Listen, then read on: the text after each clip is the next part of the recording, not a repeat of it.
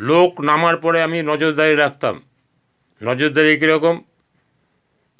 ঘর কোনো কে বসে আছে, আমি সাইকেলে হোক পায়ে হেঁটে হোক আমি ওদের বাড়িতে বাড়িতে রাউন্ড মারতাম, দেখতাম বলতাম তুমি কাজের মধ্যে নেমেছো অথচ বাড়িতে বসে আছো, কী ব্যাপার?